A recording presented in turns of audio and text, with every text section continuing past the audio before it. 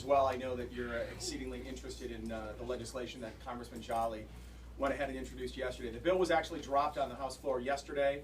It is bill number 1834. For those who are connected with E2 reform, Zoe will email that out later today so everyone will have that as well. Congressman Jolly will say a few words. Then Zoe Adams, who is with E2 Visa Reform, that's a group. She lives in Lakeland. Andy Strickland, the local immigration attorney, and then we're also going to hear from Mike and Diane Cherry, the owners of the floor. So, excuse me, Congressman Jolly, if you'd like to say a few words and tell us about the legislation. Thank you, Preston. This is an exciting day. Yes, because of introducing 1834 yesterday, but I want to share something very personally about what it means to represent a community. This conversation started 16 or 18 months ago when Diane down at an event in St. Pete Beach mentioned the E2 program to me and some of the flaws in the E2 program. The E2 program, as most of you all know, it allows a non-immigrant visa to be granted to someone who comes to the United States, opens a business, employs people, and continues to contribute. And as long as they are doing so, the visa remains active, despite some complications that when it needs to be reauthorized. We're having a broad national debate over immigration reform and border security reform. And one of the things I think we failed to do as a country is to recognize and affirm and reward those who immigrate here legally and contribute to our community every day. We have a system that is disruptive to their families.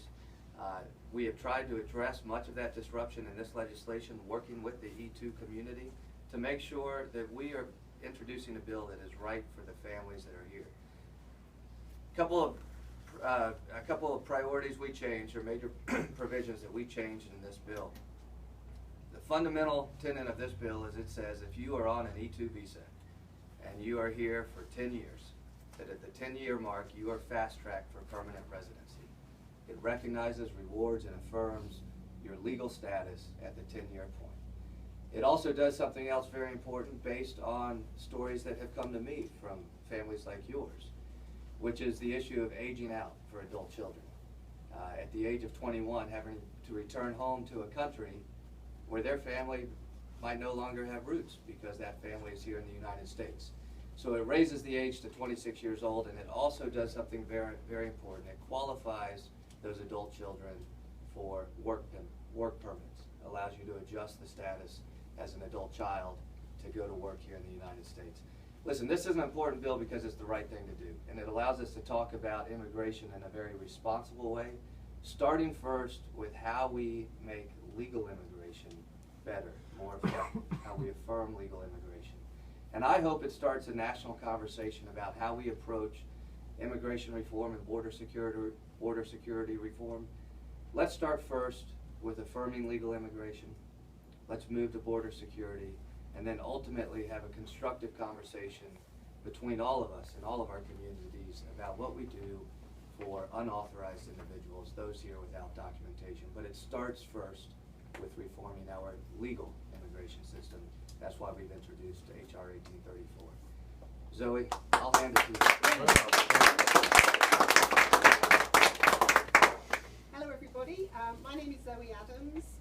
Quite a few years ago, it came to our attention that we could actually ask the US government, even though we weren't citizens, that we could make a change and make differences to immigration and to legislation. We started very small. We had a couple of bills that went into the House, never really got anywhere. We didn't really know very much about it. We didn't know all about committees and who to approach and what to say and that sort of thing. We've learned a lot in the last 7 years, and we now have a very big, broad support. And I would really, really like to thank David Jolly so much for what he has done for us. This is a great, I'm sure everybody agrees.